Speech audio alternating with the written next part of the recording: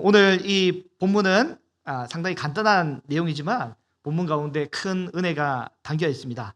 여러분, 오늘 본문 1절을 보면 예수님은 유대 사람들의 명절이 되자 예루살렘으로 올라가셨습니다. 곧 예배하기 위해서 예수님은 성전에 올라가셨습니다. 예배하러 성전에 올라가면 일반 사람들은 주로 남쪽에 훌다 문이라는 곳을 통해서 예배를 들어가는데, 예수님은 굳이 뺑 돌아서 북쪽에 있는 양문 쪽으로 가셨습니다. 여러분, 예수님은 왜 오늘 이런 행보를 하셨을까요? 양문은 어떤 문이냐면, 여러분, 제사 관계자들이 제물을 통과시키를 목적으로 사용하는 아주 특수한 문입니다. 물론 일반인도 그 문을 통과하고 이동하는 것이 가능했습니다. 여러분, 그거 아십니까? 여러분이 여기 본당에 들어오는 문이 이쪽에도 있고요, 또 이쪽에도 내려오는 문이 있잖아요. 여러분, 강대상에 올라오는 공간이 이쪽에도 있고 이쪽에도 있는데, 여러분 모르실 거예요. 이쪽에도 있습니다. 아무튼 아주 이제 여기는 누가 올라오는가요? 보통 이제 안에 계시다가 나오잖아요. 이 특이한 문이 있는 거죠.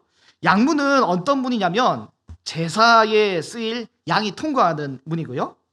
그 문을 예수님이 통과하시려고 합니다. 이는 요한복음 초두에 1장 29절을 보면 보라, 세상 죄를 지고 가는 하나님의 어린 양이다 라고 고백하는 그 고백처럼 예수님은 아마도 양문을 통과해서 성전에 들어가려고 하셨던 것 같습니다. 그런데 예수님은 가시다가 잠깐 자리를 멈추십니다. 발걸음이 멈춰지었습니다. 이는 양문 옆에 베데스다라는 제법 큰 연못이 있는데요, 약 600평 정도 되는 연못이 있는데, 우리 그림을 한번 보여주시면 그 주위에는 5 행각이 있다고 합니다. 이게 행각이, 여러분, 저도 잘 모르고 어떤 본문에는 행각, 어떤 본문에는 주랑 뭐 이렇게 돼 있는데요. 행각은 뭐냐면 이제 그 기둥 위에 지붕 씌워놓은 거고, 주랑은 뭐냐면 그 지붕 아래에 기둥이 있는 게 이제 주랑인데, 어쨌든 행각이 주랑이고 주랑이 행각인데 이렇게 생겼습니다. 주로 우리 운동장 이런 데 가면 이런 게 있잖아요. 이게 이제 행각인데, 이 다음 페이지를 보면 이렇게 베데스다 연못이 있는데, 연못 주위로 해서 행각이 이제 하나, 둘, 셋, 넷, 5개가 이렇게 있을 만한 제법 큰 행각입니다. 여러분, 물이 있는 곳에는 뭐가 있습니까? 쉼이 있고 안락함이 있고 자유함이 있고 평안함이 있습니다. 호수공원 정도의 사이즈의 그런 이제 행각이 양문 옆에, 베데스다 옆에 이렇게 있는데요. 그런데 여기에는 이 주변에 그 누구도 안식과 평안함을 누리는 사람들이 없습니다. 여기는 왜 그러냐면 오늘 본문 3절에 보면 병자, 맹인, 다리 저는 사람, 혈기 마른 사람들, 각자 다양한 환자들이, 온갖 환자들이 여기 줄지어 있습니다. 여러분, 이분들이 빼곡하게 많이 있는데요. 여러분, 이 공간에는 기쁨과 생명의 향기가 가득할까요? 아니면 사망의 기운이 가득할까요? 여러분, 사망의 기운이 가득한 것 같습니다. 여러분, 제가 기도를 청년 시절에 좀 해보려고 여의도 순복음교회 오산리 기도원을 한번 올라간 적이 있는데요. 금식 기도원인데 가서 내가 깜짝 놀랐습니다. 어디서 그런 분들이 많이 오셨는지, 정말 생명과 건강이 말기에 위태위태하신 분들만 빼곡하게 계시더라고요. 와, 거기 가서 기빨려서 죽는 줄 알았습니다. 너무 힘들었습니다, 여러분. 그리고 또 한 번 제가 겪은 건 뭐냐면, 토요일에 우리 이제 제가 여기 전도사 사역 하던 시절에 마무리하고 이제 서울로 올라가는 그 길에 4호선 경마공원역을 지났는데, 잘못해서 경마공원이 끝나는 그 시간에 마주치게 되면 그분들이 빼곡하게 타시는데, 여러분 그거 아세요? 경마공원에서 돈 딴 분은 택시 타고 가요. 돈을 잃은 분은 지하철 타신단 말이죠. 그 사망과 그 패배의 향기가 막 가득 몰려오는데, 한번 그 냄새를 맡고 나면 주일날 힘이 빠집니다, 여러분. 이 베데스다만의 특별한 향기가 있단 말이죠. 희망이 없고 절망과 좌절의 향기. 여러분, 베데스다는 성전 바로 옆에 위치해 있지만, 여러분 그거 아십니까? 베데스다에 오신 이분들은 성전에 들어갈 만한 자격이 없는 분들만 오세요. 병자, 맹인, 다리 저는 사람, 혈기 마른 이 사람들은 율법의 기준으로는 신체가 온전치 못한 사람이기 때문에, 흠이 있는 사람이기 때문에 성전에 들어갈 수 없습니다. 희망이 없는 사람들입니다. 이분들은 대안이 없는 사람들입니다. 여러분, 사실 베데스다에 모인 이분들은 사실 하나님의 긍휼이 제일 필요한 분들이에요. 마음이 가난한 분들이고 은혜를 받아야 되는 사람입니다. 선천적으로 병들거나 후천적으로 다쳐서 삶이 굉장히 고달픈 사람들인데, 그들에게 하나님의 위로가 필요하지만 그들은 신체적인 흠이 있기 때문에 율법의 기준으로 성전에 들어갈 수 없고 하나님의 위로를 받을 수 없는 존재입니다. 율법의 기준으로는 아무런 소망이 없습니다. 율법의 기준으로 소망이 없고 하나님께 나아가지 못하면 사람은 다른 것을 찾게 돼 있잖아요. 그래서 이분들이 소망 없는 이분들이 붙잡은 미신적인 신화가 있는데, 그것이 바로 뭐냐면 베데스다의 전설입니다. 뭐냐면 가끔, 아주 가끔 천사들이 한번 이것에 베데스다 연못에 내려온다고 그들은 믿거든요. 천사가 베데스다 연못을 휙휙 휘저 놓으면 이게 간헐천일 건데, 휘저 놓는다면 그때 그 순간에 제일 먼저 연못 안쪽으로 뛰어드는 그 사람, 그 딱 한 사람만 그 어떤 질병과 그 어떤 신체적인 결함이 있을지라도 그 한 사람은 무조건 낫는다라는 진리가 아니라 전설이 있습니다. 전설. 그들 사이에 전설. 이게 그리스 신화와 연관된 전설인데요. 그 전설을 가지고 있죠. 그러나 실제 그 주변에 누구도 나은 것을 보지는 못했어요. 그러나 어떡합니까? 이들에게는 딱히 대안이 없습니다. 뭘 어떡하겠어요? 거기에 모인 사람들은 희망이 없는 사람들인데 무슨 말을 해주겠습니까? 여러분, 성전에 들어가지 못해서 하나님의 자비를 얻지도 못하고 아무런 위로를 받을 방도가 없는 그분들인데 어디서 위로를 얻게 됩니까? 특별히 베데스다 연못의 이 행각에 38년 된 병자가 있습니다. 여러분, 신명기에서 불순종한 이스라엘 백성에게 주님께서 심판하신 기간이 38년이고요. 38년은 사람의 한 세대를 상징하는 숫자 아닙니까? 이 사람은 고대의 연령으로 따지면 거의 한평생을 이제 그렇게 몸이 힘든 가운데, 다리가 불편한 가운데 그렇게 시간을 보내고 있습니다. 이 사람은 다리가 불편해서 베데스다 연못가에 자기의 침상에 누워 있는데요. 한평생 뭐만 보고 있냐면 베데스다 물이 동하기를 바라보고만 있습니다. 아무리 기다려도 물이 동하지 않고, 혹시 살짝 물이 동한 것 같이 보일지라도 어떡합니까? 젊고 빠르고, 다리가 다친 게 아니라 상체가 다치신 분이 달려가서 물에 빠지지 않겠습니까? 38년 된 이 다리가 불편한 이 장애인이 더 빨리 그 안으로 달려갈 만한 상황은 절대 발생하지 않습니다. 여러분, 세상이 우리에게 주는 신화가 이와 같습니다. 세상이 우리에게 주는 성공, 또 신화가 이와 같은 거죠. 38년간 거기 있었으면 얼마나 옆에 있는 동무들과 정이 들었겠습니까? 자기들끼리 이야기하겠죠.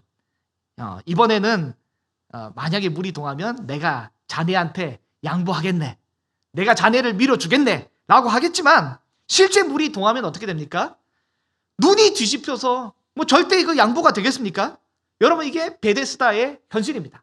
이게 세상을 살아가는 우리네 삶의 현실입니다. 여러분, 아이러니하게도 이 베데스다의 뜻이 뭐냐면 베트 헤세드라는 뜻의 이제 단어인데, 헤세드의 집, 우리 청년부가 헤세드잖아요. 자비와 은혜의 그 공동체가 바로 이 베데스다란 말이죠. 자비와 은혜의 공동체, 이게 베데스다인데, 이곳에서 절대로, 여러분 죄송하지만 자비가 없습니다. 지금 아주 무자비한 영역이에요. 나보다 약하다고 먼저, 아이고 힘드신데 먼저 들어가시죠, 이렇게 배려하는 게 없습니다. 약육강식이 지배하는 끔찍한 곳이 지금 이 베데스다. 다시 위치를 보면 이 위치가 바로 어디냐면 양문 곁에 베데스다 연못 옆입니다.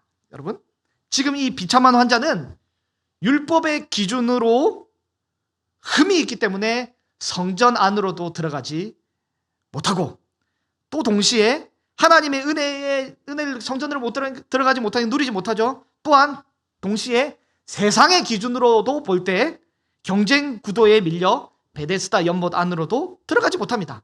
하나님의 자비 안으로도 못 들어가는 거죠.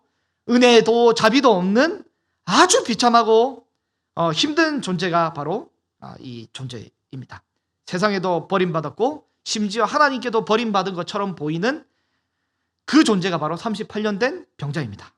그런데 오늘 아주 특별하게 본문에 아주 놀라운 일이 발생하게 됩니다. 바로 그리스도께서 이곳으로 찾아오신 것이죠. 그리스도께서 이곳으로 방문하신 것입니다. 예수님은 특별한 표적을 보여주시기 위해 이곳으로 오셨습니다. 표적이 뭡니까? 기적과 표적이 다르잖아요. 기적은 놀라운 일이 기적이고요. 표적은 뭐냐면 이 놀라운 기적을 통해서 하나님이 드러내고자 하시는 메시지, 의도가 있는 거고, 그걸 보여주는 사인이 바로 이 표적 아닙니까? 오늘 주님은 이 표적을 통해서 복음을 드러내고 싶어 하십니다. 복음을 드러내고 싶어 하십니다.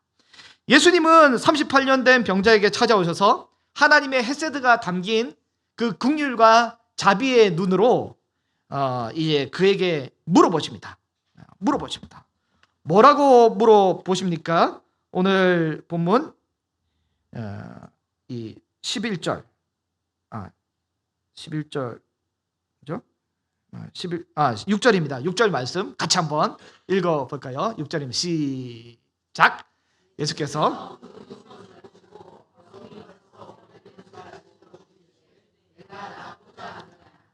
네가 낫고자 하냐? 너 낫고 싶냐? 낫고 싶냐? 물어봅니다. 여러분, 우리 주님이 낫고 싶냐고 물어보면 뭐라고 대답해야 됩니까? 아이고, 아멘. 이왕 오신 김에 저를 낫게 해주시면 너무 좋겠습니다. 아멘 해야 되는 거 아닙니까? 아멘, 정말로 낫고 싶습니다 라고 해야 되는데, 그런데 이 병자는 세상의 논리와 세상의 프레임 속에 갇혀서 이상한 소리를 합니다. 이미 그 많은 실패를 겪으면 이상한 소리를 하는 거예요. 뭐라고 하냐면 이 7절에 보면 물이 움직일 때 누군가 나를 들어서 옮겨주면 좋겠는데 내가 기어서 가는 동안에 다른 사람이 먼저 가버려요. 어떡합니까? 이렇게 이야기하는 거죠. 예수님이 묻고 계신 질문은 그게 아니잖아요. 예수님은 너 낫고 싶냐? 너 낫고 싶냐라고 물어보지 않습니까? 우리는 이 질문에 뭐라고 대답해야 될까요? 여러분, 만약에 우리 주님이 우리에게 물어보시면 무조건 낫고 싶다라고 간절한 마음으로 대답해야 될 줄로 믿습니다. 근데 이 환자는 안타깝게도 예수님이 누구인지 몰랐어요. 예수님이 어떤 분인지 몰랐습니다. 여러분, 예수님은 어떤 분이십니까? 예수님 어떤 분이에요?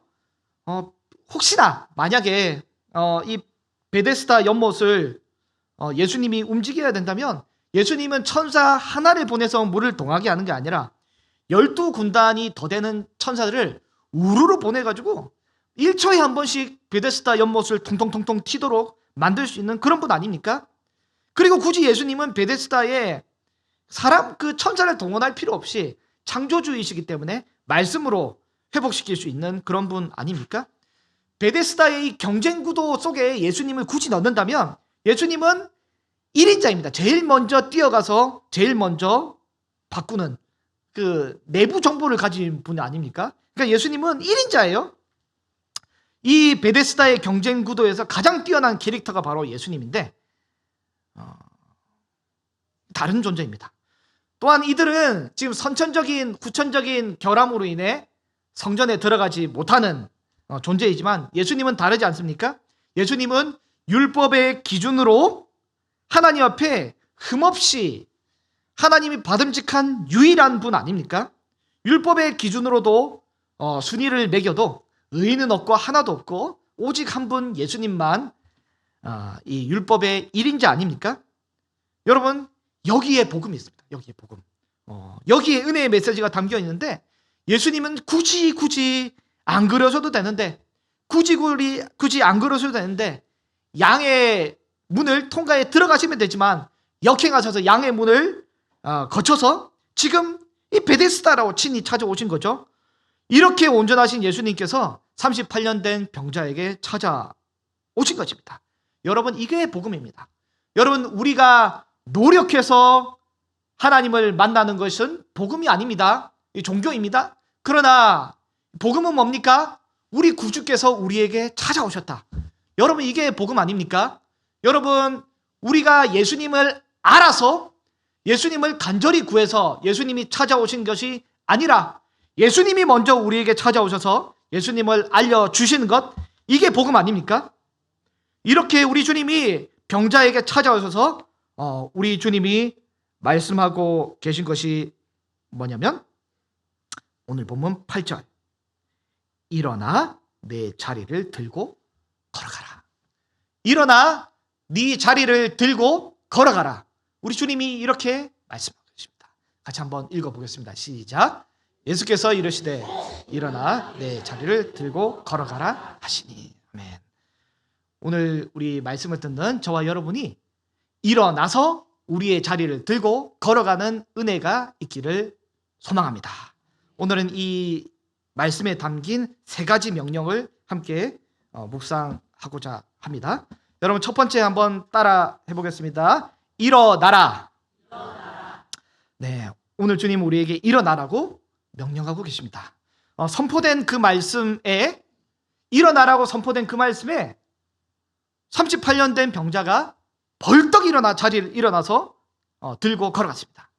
여러분, 지금 그 환자는 나에게 말씀하신 이분이 누구인지 몰랐습니다. 그런데 어떤 강력한 힘에 의해서, 불가항력적인 저항할 수 없는 그 힘에 의해서 벌떡 자리에 일어나서 걸어가게 된 거죠. 여러분, 소리에는 힘이 있습니다. 소리에는 힘이 있습니다. 만약 엘리베이터에 탔는데 누군지 모르지만 뒤에서 왜 하고 소리를 지르면 어때요? 그 소리가 깜짝 놀라서 누군지 몰라도 그 영향을 받고 놀라고 그런단 말이죠. 이 음파는 힘이 있는데 여러분, 근데 일반적인 음파와 소리에도 힘이 있지만 하나님의 말씀은 그 듣는 사람을 살리는 힘이 있습니다. 여러분, 이 말씀을 들을 때 그 누구라도 진리를 듣게 되면 영적인 파장이 일어나게 됩니다. 지금 38년 된 병자는 지금 나에게 말씀하시는 분이 누구인지 모르고 있어요. 그러나 그 말씀이 힘이 있어서 자기를 자리에서 일어나 벌떡 일어나 걷게 만드는 그런 역사를 만들어 버리게 되는 거죠. 여러분, 오늘 지금 이 시간 우리 공동체 가운데 진리가 선포되고 있습니다. 하나님 말씀이 선포되고 있습니다. 이 순간 어린아이에게도, 그리고 믿음이 연약한 자에게도 동시에 하나님 말씀이 선포되고 있습니다. 예수님을 잘 모르는 자에게도 선포되는 이 말씀, 그 선포된 말씀이 우리의 영혼에 반응을 일으키기를 간절히 원합니다. 여러분, 오늘 본문에 일어나 내 자리를 들고 걸어가라 할 때, 일어나라 할 때 일어나다에 쓰이는 헬라어 단어가 에게이로라는 단어를 쓰는데요. 이 에게이로라는 단어는 언제 쓰냐면 죽은 자가 일어나다, 혹은 예수님이 부활하실 때, 이 부활하셨다, 일어나셨다 할 때 이 단어가 쓰이게 됩니다. 영적으로 잠들고 있던 영혼이 깨어나고 죽어있던 영혼이 마치 부활하듯 일어나는 그 역사가, 주님의 말씀이 선포되는 생명으로 일어나는 그 역사가 말씀이 선포되는 그 파장 가운데 나타나게 되는 것입니다. 38년 된 병자, 이 환자는 베데스다에서 스스로 일어나는 것은 도무지 있을 수 없는 역사입니다. 누군가 들어줘야 했던 역사 아닙니까? 그러나 그는 말씀에 나도 모르게 일어나서 가게 되고, 오늘 본문 14절에 보면 그 이후에 성전의 안에 들어가서 예수님을 만나게 되는 역사가 나타나게 됩니다. 이는 예수님을 아무리 알든 모르든, 모르는 자라 할지라도 선포된 그 말씀을 듣고 마치 죽은 자가 부활하게 되듯 일어나는 역사가 나타나게 되었는데요. 우리에게도 그런 역사가 있기를 간절히 소망합니다. 여러분, 우리는 일어나지 못합니다. 그러나 주님이 일어나게 해 주십니다. 오늘 두 번째 메시지입니다. 내 자리를 들어라. 같이 한번 따라해 보겠습니다. 시작. 내 자리를 들어라. 아멘. 우리 주님은 우리의 자리를 들고 일어나기를 원하고 명령하고 계십니다. 여러분, 38년 된 병자가 의지할 만한 안식의 대상이자 동반자가 뭡니까? 38년간 뭐 애착 인형도 아니고 그는 늘 이걸 가지고 다닌 게 뭐냐면 바로 자리입니다. 자리. 여기 자리라고 번역된 헬라어는 뭐냐면 침대란 단어, 크라파토스란 단어, 침대란 단어인데요. 침대입니다. 침대. 그는 38년간 침대에 있었습니다. 혼자서 서 있을 수 없고 혹 잠깐 서 있더라도 기력이 없기 때문에 힘이 없는 상황 중에 이 38년 된 병자에게는 침대만큼 훌륭한 동반자가 어디 있겠습니까? 하루의 대부분을 24시간 중 많은 시간을 그는 침대에서 시간을 보냈을 것 아닙니까? 38년 된 병자에게 영적인 침체는 아주 길고 아주 잔인한 침체를 겪게 되었습니다. 여러분, 육체의 무기력과 이 침체만큼 무서운 게 뭐냐면 영적인 침체. 육체의 침체만큼이나 무서운 게 영적인 침체입니다. 여러분, 육체가 무너지면 감정도 무너지고 신앙도 다 무너집니다. 와장창 무너지게 됩니다. 여러분, 이때 우리에게 진짜 정말로 필요한 것은 뭐냐면 침대가 아니라 계속 누워있을 만한 편한 침대가 아니라 영적인 근육입니다. 근육. 여러분, 왜 계속 누워있으려고 합니까? 왜 계속 영적인 침체에 그대로 있으려고 합니까? 세상이 우리를 넘어뜨리기 때문에 그냥 누워있는 것이 편하지 않습니까? 중력이 우리를 누르고 있기 때문에 누워있는 것이 편하지 않습니까? 제가 지금 영적인 침체를 이야기하는 것입니다. 여러분, 세상에서 우리가 한 번, 두 번 넘어지고 있기 때문에 계속 넘어져서 이왕 넘어진 김에 계속 누워있자라고 하는 영적인 침체. 여러분, 좋지 않습니다. 여러분, 이 영적인 침체는 우리의 동반자가 아닙니다. 절대 누워있는 것이 좋지 않습니다. 예수님이 일어나라고 할 때 침체에 빠진 사람들은 계속 핑계를 댑니다. 이 핑계 저 핑계를 댑니다. 내가 먼저 들어가야 되는데 나를 베데스다로 옮겨줄 만한 사람이 없습니다. 요즘에는 그 시간도 없어요. 요즘에는 돈도 없고요. 요즘에는 환경이 너무 열악한 것 같습니다. 예수님은 지금 그런 소리를 듣고자 하시는 것이 아닙니다. 일어나 네 자리를 들고 걸어가라 하면 그냥 일어나서 들고 걸어가면 되는 것입니다. 누가 내 자리에서 나를 들어서 옮겨줄 것, 여러분, 그것을 기대하면 여러분 내 차례는 절대 안 옵니다.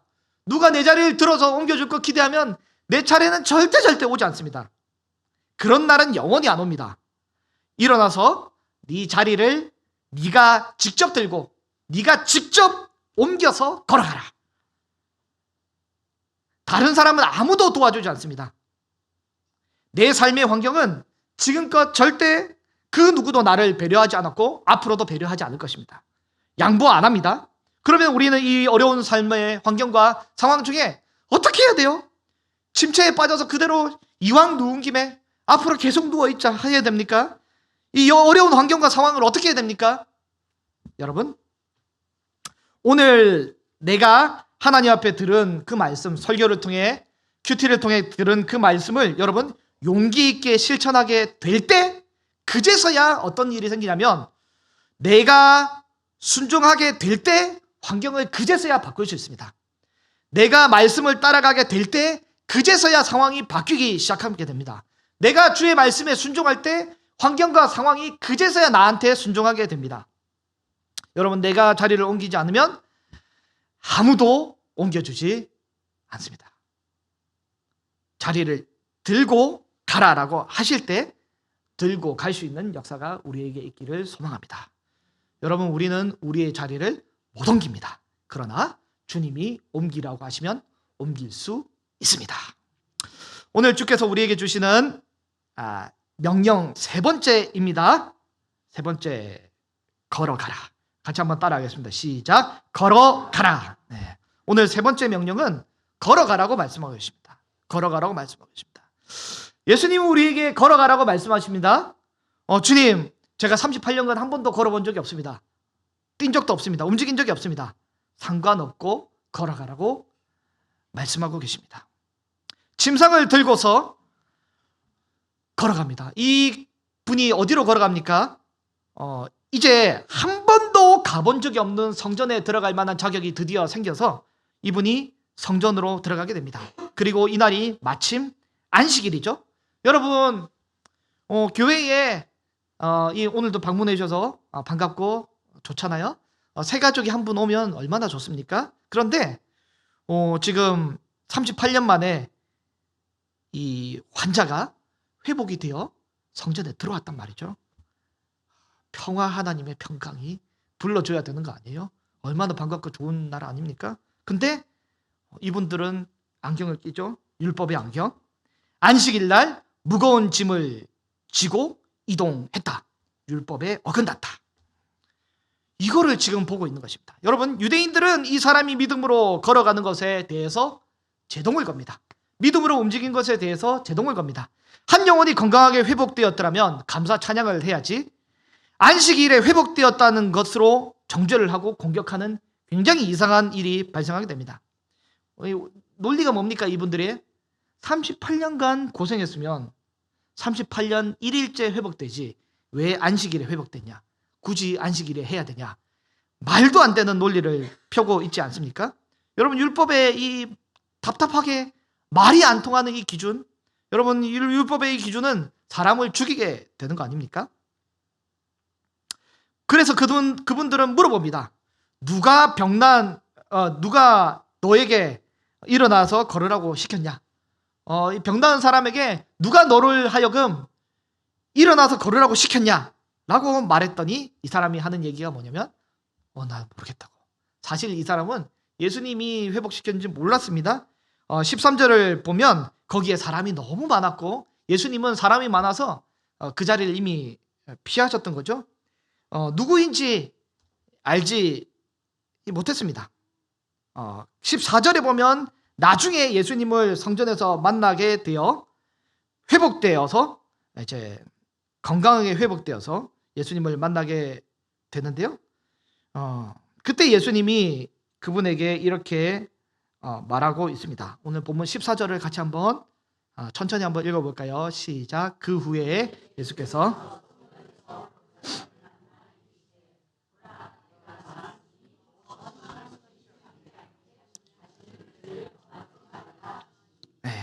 이 사람이 뭐라고 하냐면 주님이 네가 나았으니라고 되어 있는데 이 나았다라는 표현이 뭐냐면 직역을 좀 해보면 너는 이제 건강하게 다시 태어났다라는 그런 뉘앙스의 표현입니다. 이 사람은 이제 성전에 못 들어오는 존재가 아니라 흠없이 다시 태어나서 성전에 들어올 존재가 되었단 말이죠. 그런데 이 존재에 대해서 유대인들은 계속 태클을 걸고 실족하게 만들고 어렵게 만드는 상황이 바로 이 상황입니다. 여러분, 교회에 왔더니 사람들이 나를 실족하게 해요. 교회에 안 와야겠습니까? 교회에 와야겠습니까?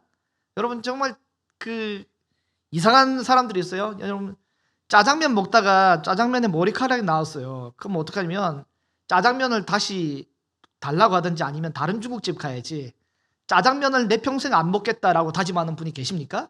이상한 분들이 계세요. 교회에서 사람 때문에 실족하고 마음이 상했단 말이죠. 그러면 그거를 극복하고 이겨내든지 아니면 죄송하면 다른 교회를 가시든지, 교회를 아주 안 가시는 이상한 분들이 계세요. 여러분, 그거는 사실은 사람이 잘못이 아니라 그 신앙이 잘못된 거 아닙니까? 여러분, 이 38년 된 황자는 성전 안에서 유대인들이 아무리 자기를 실족하게 할지라도, 넘어뜨리려고 할지라도 넘어지지 않고 처음 들어간 성전에 앞으로도 계속 쭉 신앙생활을 계속 쭉 열심히 계속하게 됩니다. 그런 다음에 예수님의 경고의 말씀을 듣습니다. 뭐라고 경고를 오늘 14절에 하셨습니까? 더 심한 것이, 네가 나았기 때문에 더 심한 것이 생기지 않기를 위해 다시 죄를 범하지 말라. 여러분, 이 사람이 지금 죄 때문에 이 질병에 빠졌는지 아니면 안 빠졌는지 정확하게 알 수 없습니다. 38년 동안의 죄를 너무 많이 지어서 질병에 빠졌다라고만 해석해서는 안 됩니다. 물론 그럴 수도 있지만 그렇게 해서 해석하면 안 됩니다. 여러분, 사람이 죄를 짓는다고 꼭 질병에 걸리거나 빠지는 것 아닙니다. 반대로 죄를 짓지 않아도 질병에 걸리잖아요. 여러분, 코로나가 믿음이 있다고 걸리고 믿음이 없다고 안 걸립니까? 예, 뭐 말이 이상한가 모르겠는데요. 어쨌든 여러분, 믿음과 질병은 관계가 없습니다. 목회자들이 심혈관 질환이 굉장히 많아요. 그리고 간의 질환과 폐의 질환이 굉장히 많단 말이죠. 목회자들은 죄악된 집단이라서 이게 많습니까? 스트레스랑 과로 때문에 아닙니까? 오카는 목사님도 폐암 때문에 사망하셨는데, 여러분, 그분이 악랄한 죄인이라서 폐암이 걸리신 겁니까? 신실하다고 질병이 안 걸리거나 악랄하다고 병이 잘 걸리는 것 결코 아닙니다. 여러분, 욕을 많이 먹으면 건강에 더 오래 사시지 않습니까? 여러분, 이게 상관이 없어요. 예수님이 지금 하시는 말씀이 뭡니까? 잘 들으세요. 지금까지 네가 38년간 육체의 질병으로 고통을 받다가 이제 새로 태어난 사람처럼 건강하게 되었으니, 이제부터 중요합니다. 이제는 육체의 질병보다 더 심한 것이 생기지 않도록, 다시 말해서 영적인 질병이 걸리지 않도록 더 이상 죄를 범하지 말라라고 하시는 것입니다. 여러분, 육체의 질병도 굉장히 심각하지만 더 심각한 것은 뭡니까? 영적인 질병입니다. 영적인 질병. 영적인 질병이 더 심각한 겁니다. 여러분, 우리가 공동체 가운데 육체의 질병으로 어려움을 겪어서 염려하시는 분이 계시지 않습니까? 저도 염려가 되고 우리 공동체가 다 염려를 하고 있습니다. 그런데 여러분, 그거보다 더 심각한 게 뭐냐면, 죄송하지만 영적인 질병입니다. 영적인 질병. 육체의 질병보다 더 심한 것이 바로 영적인 질병입니다. 지금 유대인들은 지금 영적인 질병이 걸려 있어요. 육체의 질병이 있어서 성전에 못 들어왔는데 성전에 들어와서 보니 누가 있습니까? 영적인 질병에 걸려 나를 구원하신, 나를 찾아오신, 나를 회복시키신 구주 예수 그리스도가 오심에도 불구하고 그를 잡아 족치기 위해서 병과 이 욕심으로 찌들어 있는 영적인 질병에 걸린 이 괴물들을 보게 되는 것 아닙니까? 여러분, 영적인 질병에 걸리지 않기 위해서는 우리는 어떻게 되냐면, 아무리 영적인 질병이 걸린 유대인들이 시비를 걸고 태클을 걸지라도, 교회 안에서 우리가 시험에 들고 넘어지고 우리를 힘겹게 할지라도 우리는 어떻게 되냐면 주님의 말씀을 따라 계속 걸어가야 됩니다. 걸어가야 됩니다. 누가 나에게 태클을 걸든 다리를 잡아 끌든 우리는 그 어떤 주변의 방해와 어려움에도 불구하고 우리는 계속 가야 하는 거죠. 사람에게 실족받았다고 주변의 방해와 태클을 겪는다고 안 가면 안 되는 거 아닙니까? 그럼에도 불구하고 믿음을 가지고 잘 걸어야 하고 움직여야 합니다. 때때로 우리 주변에 보면 잘 가시다가 멈추는 분들이 계세요. 잘 가다가 멈추는 분들이 계시단 말이죠. 여러분, 개인의 신앙들을 한번 잘 돌아보시기 바랍니다. 내가 잘 가다가 언제 멈췄냐, 언제 멈췄는지 잘 보시기 바랍니다. 여러분, 우리가 말씀하면 가고 말씀하지 않으면 멈춰야 되는 거 아닙니까? 근데 말씀을 듣고 멈추는 경우가 때때로 있는데, 그때 보면, 자세히 보면 쓸데없이 사람 말 듣고 멈추는 경우가 많이 있습니다. 여러분, 그 설교자들끼리 이야기를 할 때가 있는데요, 강대상에서 설교 말씀을 아무리 듣고 아무리 외쳐도 소용이 없고, 집에 가서 부모님이 한마디 하는 게 기가 막히게 결정적인 영향을 끼치더라고요. 설교자 아무리 얘기해도 부모님 한마디 하면 다 뒤집어집니다. 청소년들 또 어떻습니까? 교회에서 아무리 말씀을 듣고 해도 동네에 가가지고 친구, 선배의 말에 의해서, 인간적인 말에 의해서 다 바뀌는 모습을 보게 됩니다. 교회에서 수련회 가자 했는데 가야죠 해놓고 친구가 갑자기 야 우리 놀러 가자 하면 그 친구님의 말씀이 아주 능력과 힘을 발휘해서 나를 움직여버리는 역사가 이상하게 있더라고요. 여러분, 하나님 말씀을 듣고 그것대로 계속 가는 사람이 성도이고, 하나님 말씀을 듣고 멈추는 사람이 바로 그게 성도의 참모습입니다. 오늘 주님이 우리에게 말씀하십니다. 걸어가라. 걸어가라. 그 음성에 걸어가는 그 모습이 우리에게 있기를 소망합니다. 여러분, 우리는 못 걷습니다. 그러나 주님이 우리를 걷게 해 주십니다. 여러분, 말씀을 정리하겠습니다. 38년 된 한 병자가 성전 양문 옆에 베데스다에 있습니다. 그는 성전에 들어가고 싶어도 들어갈 수가 없고 베데스다에 들어가고 싶어도 들어갈 수가 없습니다. 종교적으로도 탈락, 세상의 기준으로도 탈락, 이도 저도 아닌 비참한 상황을 38년간이나 겪어왔습니다. 완전 실패한 인생같이 보입니다. 그런데 그때 예수님이 그에게 찾아오십니다. 그가 신실해서 찾아오신 것도 아니고 그가 간절해서 찾아오신 것도 아니고 믿음이 좋거나 실력이 좋아서 찾아오신 것도 아닙니다. 아무런 조건 없이 예수님이 그에게 찾아오셨습니다. 그리고 말씀하십니다. 일어나라, 네 자리를 들어라, 걸어라. 그 순간에 그는 예수님이 누구인지 몰랐지만 말씀에 붙잡혀서 저항할 수 없이 움직이기 시작했습니다. 은혜로 그가 변화가 된 것입니다. 여러분, 이것이 바로 은혜이고 이것이 바로 구원입니다. 내 결심이 아니라 내 가능성이 아니라 주님의 말씀이 나를 움직이게 하는 것, 이것이 바로 성도입니다. 여러분, 우리는 못 걷습니다. 그러나 주님이 걷게 해 주십니다. 38년 된 한 병자를 만나주신 주님께서 오늘도 우리 가운데 찾아오십니다. 일어나 내 자리를 들어라, 그리고 걸어라. 여러분, 환경을 보면 우리는 움직일 수 없고 사람의 소리를 들으면 우리는 갈 만한 상황이 안 됩니다. 그러나 우리 주님이 우리를 걷게 해 주십니다. 이 시간 우리 함께 주께서 우리에게 주시는 말씀대로 일어나 자리를 들고 걸어가는 역사가 우리에게 있기를 간절히 소망합니다.